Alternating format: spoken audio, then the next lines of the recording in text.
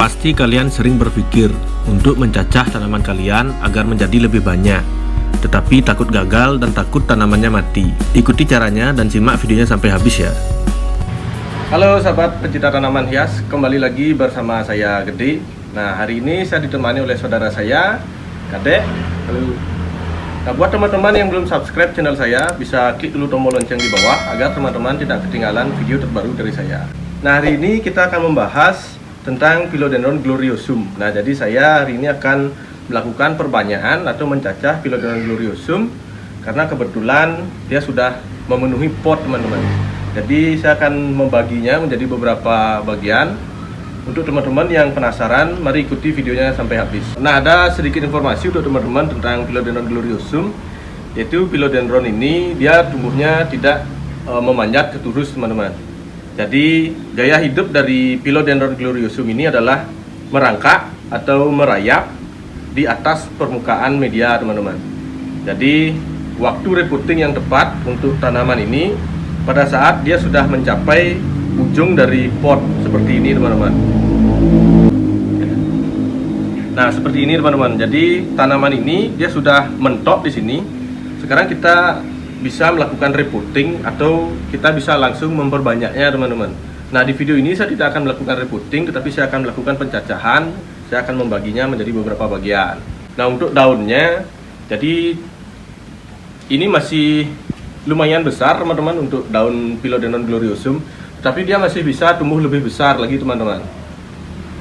Nah, mari kita mulai untuk proses pencacahannya. Jadi pertama kita membutuhkan wadah dulu untuk menampung medianya.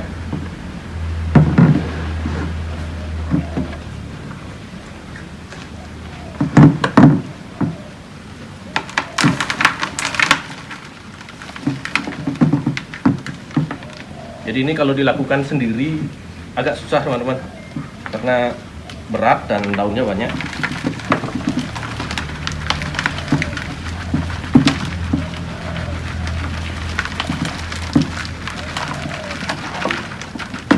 Jadi ini akarnya sangat rimbun, teman-teman. Jadi menurut saya ini akarnya sudah sampai di Amerika ya, karena sangat rimbun sekali.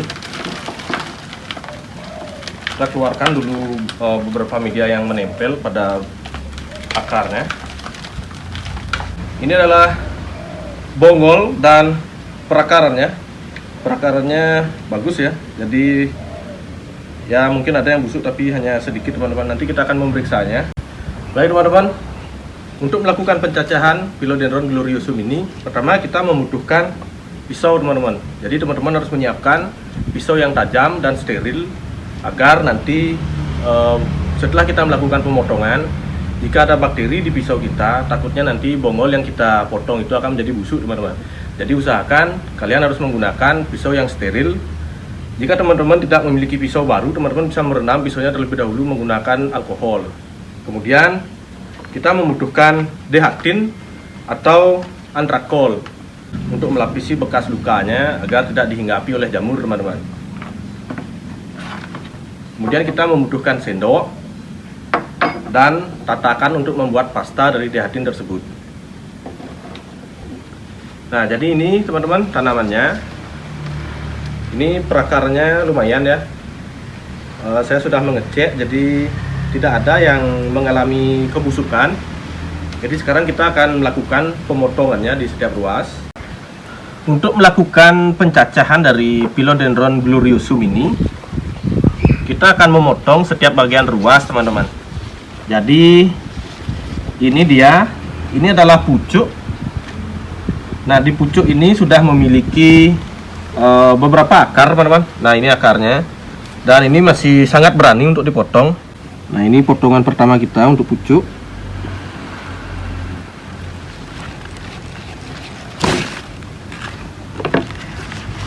Nah, itu adalah bagian pucuknya, teman-teman.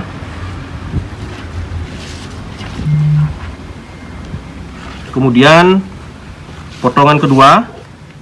Nah, jadi ini adalah mata tunasnya. Nah, nanti dia akan menumbuhkan tunas baru dari ini, teman-teman. Nah, karena mata tunasnya di sini, jadi kita akan memotong di bagian ruas ini, teman-teman, agar nanti mata tunasnya tidak terpotong ya. Kalau mata tunasnya sampai terpotong, otomatis dia tidak bisa tumbuh. Nah, jika teman-teman sering melakukan pemotongan terhadap tanaman berjenis philodendron, pasti teman-teman akan mencium bau khas dari philodendron. Baunya harum, teman-teman. Nah, untuk pemotongan kedua, kita akan memotong di bagian ruas ini. Nah, jadi di sini ini daunnya terlalu mepet ya. Nah, seperti ini. Nah, ini sangat mepet, teman-teman. Jadi nanti akan saya coba usahakan agar daunnya tidak terpotong. Tapi jika memang terpotong ya kita bisa menanam dengan bonggol saja. Nah, sementara kita akan memotong dulu bagian sini karena ini lebih mudah ya. Nah, tetap untuk pemotongan ini teman-teman harus melihat bagian mata tunasnya agar tidak salah melakukan pemotongannya.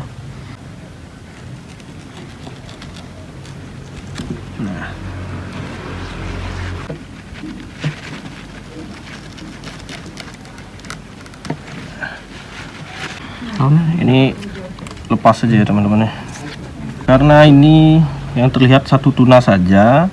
Nah, kemudian akarnya ada di sini ya. Jadi untuk proses lebih cepat kita akan melakukan pemotongan di bagian sini, teman-teman.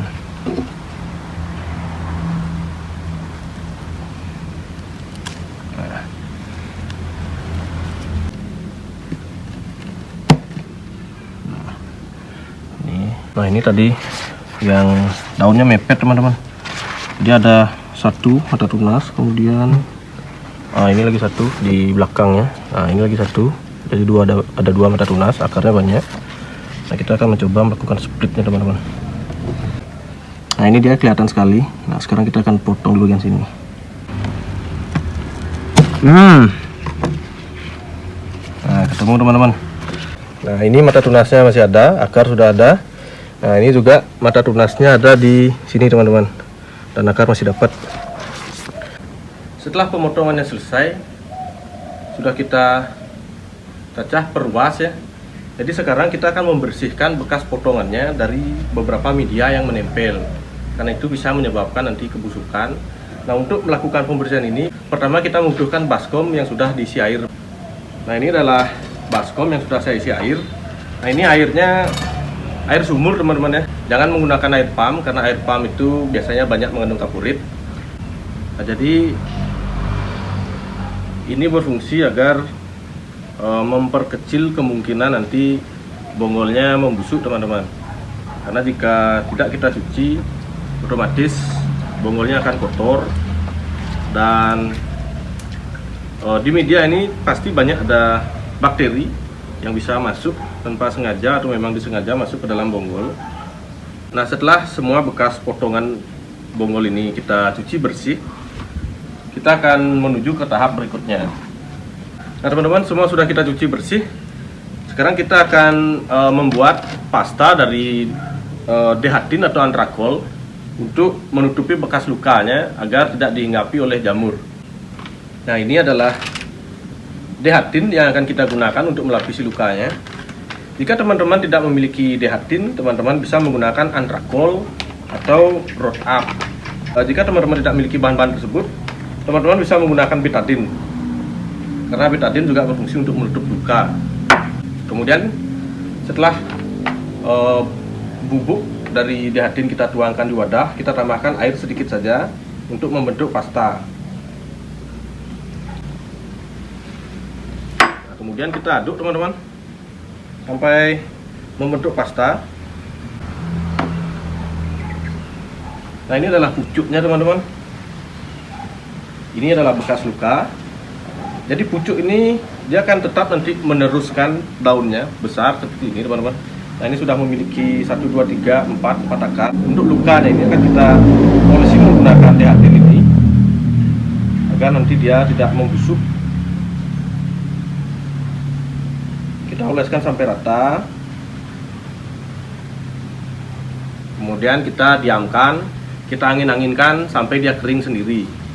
Nah, kita akan melakukan hal yang sama kepada semua bekas potongan ini, teman-teman.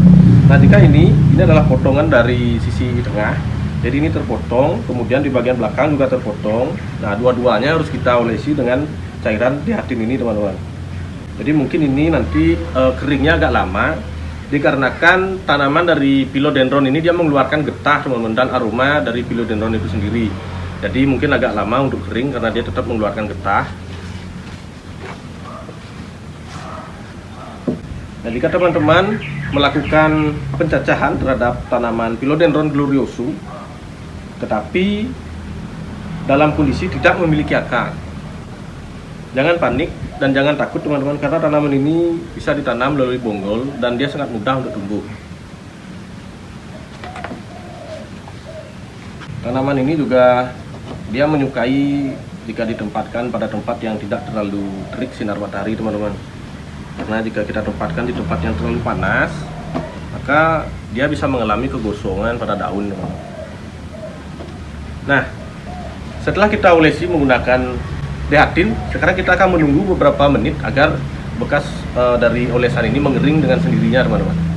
Nah teman-teman, jadi setelah kita menunggu beberapa menit, nah sekarang lapisan dari dehatin yang kita lapiskan tadi sudah mengering. Nah sekarang waktunya kita menanamnya di media tanam teman-teman. Nah jadi di sini saya sudah menyiapkan, yaitu ini pot plastik diameter 20 cm teman-teman. Kemudian ini ada twisty untuk kita mengikat bekas cacahan yang memiliki satu daun pancing. Kemudian ini adalah turus dari bambu yang akan kita gunakan untuk menopang nanti daunnya agar tidak jatuh terhempas angin teman-teman. Kemudian saya juga sudah menyediakan media tanam. Nah ini media tanam yang sudah saya campur. Ini terdiri dari andam dari dedaunan bambu yang sudah mengering, kemudian menggunakan sekam bakar dan sekam mentah yang sudah difermentasi, dan sedikit ditambahkan dengan kokopit teman-teman dan kohoi kambing. Nah teman-teman, jadi pot ini sebelumnya sudah saya lobangi di bagian pinggir ya. Jadi ini berfungsi untuk meminimalisir terjadinya overwater yang menyebabkan nanti hasil cacahan kita membusuk teman-teman. Jadi jika sudah ada lubang ventilasi seperti ini, jadi medianya akan lebih cepat mengering. Nah teman-teman, untuk menanam philodendron gloriosum, dikarenakan tanaman ini dia tumbuh merangkak ya, bukan memanjat ke atas menggunakan lurus. Jadi teman-teman pastikan menanamnya pada ujung pot. Nah nanti dia pada saat tumbuh, dia akan tumbuh lurus sampai mentok di sini teman-teman. Jadi jangan salah, karena tanaman ini tidak tumbuh ke atas ya, jadi tumbuhnya ke samping teman-teman. Nah teman-teman, jadi usahakan pada saat melakukan penanaman jangan sampai bonggolnya tenggelam semua. Jadi lihatkan sedikit bonggol saja atau di bagian mata tunas teman-teman. Nah ini saya menanam seperti ini karena nanti mata tunasnya akan tumbuh dan dia akan berjalan ke sini teman-teman, tidak ke atas. Sekarang kita akan mengikat di bagian bambunya, kita ikat ke petiol tanamannya. Nah ini bertujuan agar nanti pada saat mungkin terkena angin, daun pancingnya tidak jatuh teman-teman. Ini bonggol, hanya bonggol teman-teman, tapi ini masih tetap hidup. Nah untuk menanam bonggol ini kita jangan menanamnya sampai terlalu dalam teman-teman.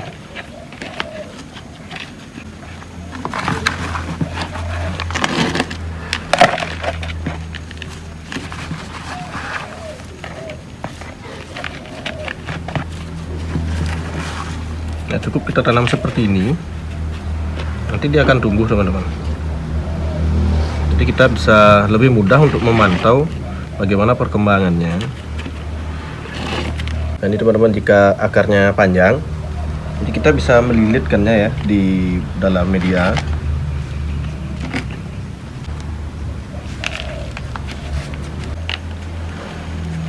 Nah seperti ini teman-teman. Ini dia bonggolnya yang cacahannya hanya bonggol saja. Ini masih bisa hidup ya.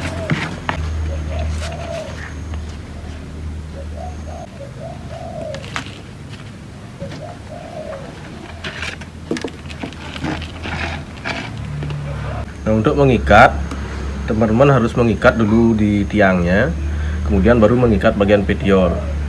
Dikarenakan jika kita langsung mengikat tiang dengan petiol, nanti dia akan merosot ke bawah teman-teman.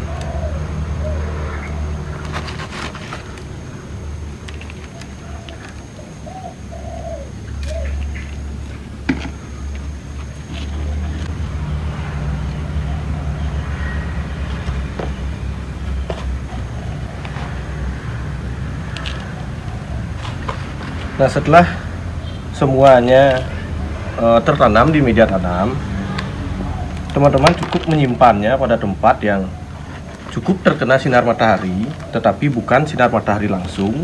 Karena jika teman-teman menaruhnya di tempat yang terkena sinar matahari langsung, otomatis itu sangat panas teman-teman, dan bonggol dari tanaman ini bisa saja mengkerut teman-teman. Jadi lebih bagus, dan saya sarankan ditempatkan pada tempat yang ternaungi, tapi cukup dengan sinar matahari. Dan jangan lupa untuk melakukan penyiraman. Nah, nanti jika pucuk ini sudah tumbuh kembali teman-teman, saya akan melakukan repotting ke pot sebelumnya yang lebih besar. Jadi sekarang saya pindahkan dulu dia di pot yang lebih kecil karena jumlah akarnya sedikit. Jadi jika kita menggunakan pot yang terlalu besar, itu biasanya menyebabkan terjadinya busuk akar. Proses penanaman dari cacahan tadi sudah selesai. Sekarang kita akan menyiramnya, yaitu menggunakan air teman-teman dan vitamin B1 teman-teman. Nah, jadi airnya teman-teman bisa menggunakan air sumur atau air mineral, jangan menggunakan air yang dari pump ya, karena air tersebut tidak bagus untuk tanaman teman-teman, karena mengandung banyak kapurrit. Nah, untuk takaran air 1,5 liter ini kita bisa menggunakan 1 tutup botol bagian dalam vitamin B1 teman-teman. Kemudian kita akan mengaduk airnya. Kemudian kita akan mengocor tanamannya.